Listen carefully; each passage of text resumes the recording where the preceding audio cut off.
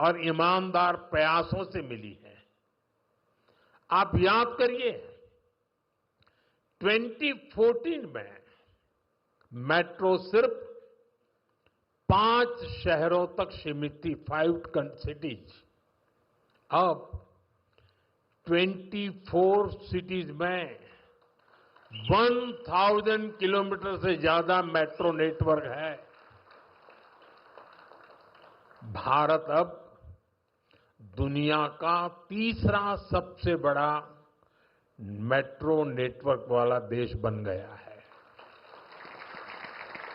2014 से पहले लगभग 20,000 किलोमीटर रेल रूट का इलेक्ट्रिफिकेशन हुआ था।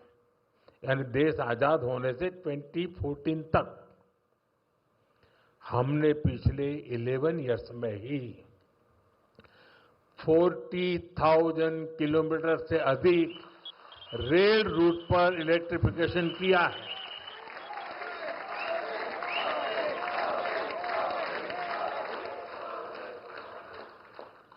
साथियों, जल थल नभ कुछ भी अछूता नहीं रखा है। फ्रेंड, जमीन ही नहीं, देश की उपलब्धियों का परचम आसमान में भी लहरा रहा है। 2014 तक भारत में सिर्फ 74 एयरपोर्ट थे। अब इनकी संख्या बढ़कर 160 से ज्यादा हो गई है।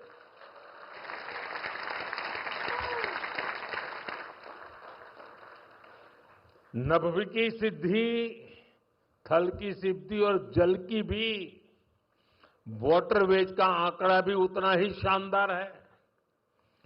2014 में सिर्फ 3 नेशनल वाटरवेज ऑपरेशनल थे।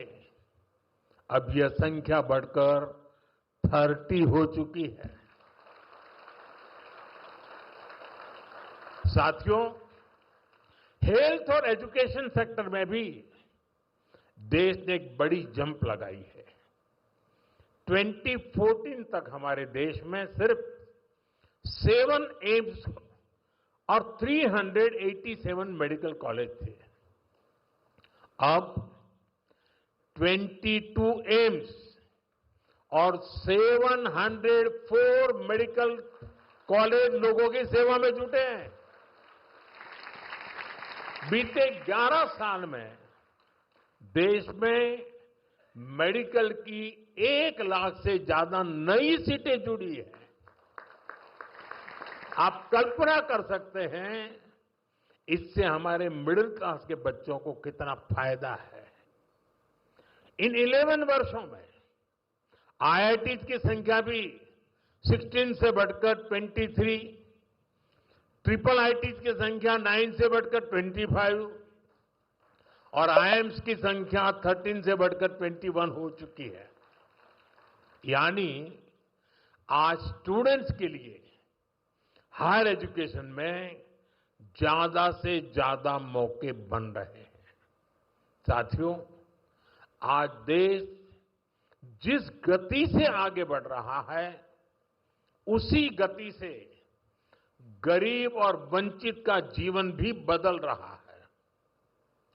हमने प्रधानमंत्री आवास योजना के तहत 4 करोड़ से अधिक पक्के घर दिए हैं। अब हमारी सरकार 3 करोड़ घर और बनने जा रही है। हमने सिर्फ 11 इयर्स में 12 करोड़ से अधिक टॉयलेट्स बनाए हैं। इससे देश की करोड़ों माता बहनों को गरिमा, स्वच्छता और सुरक्षा का अधिकार मिला है। साथियों, देश आज जिस गति से विकास कर रहा है, इसके पीछे हमारी इकोनॉमिक ग्रोथ एक बड़ा फैक्टर है। आप देखिए, 2014 से पहले भारत का टोटल एक्सपोर्ट $468 बिलियन तक पहुंचा था।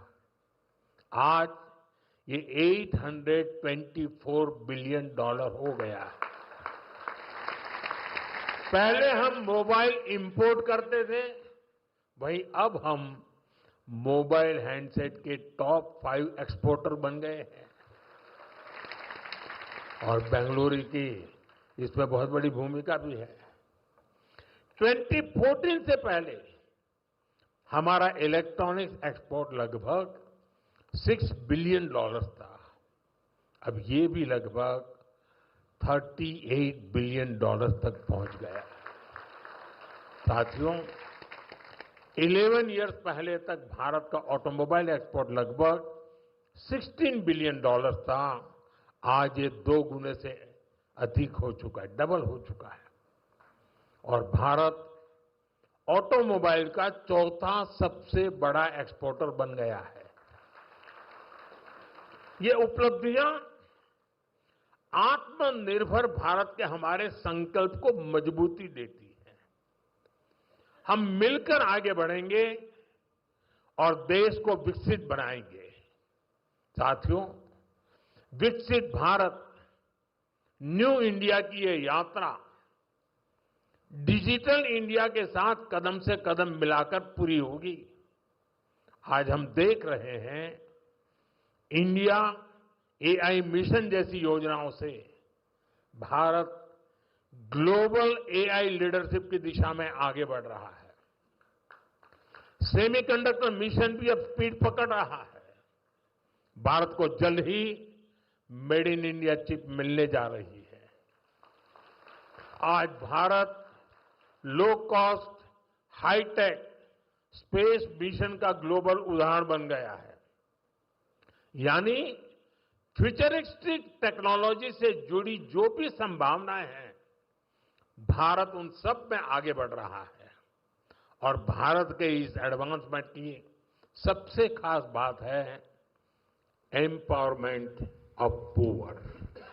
आप देखिए, आज देश में डिजिटाइजेशन का दायरा गांव-गांव तक पहुंच चुका है। यूपीआई के जरिए दुनिया का 50% से ज्यादा रियल टाइम ट्रांजैक्शन भारत में हो रहा है। दुनिया का 50%।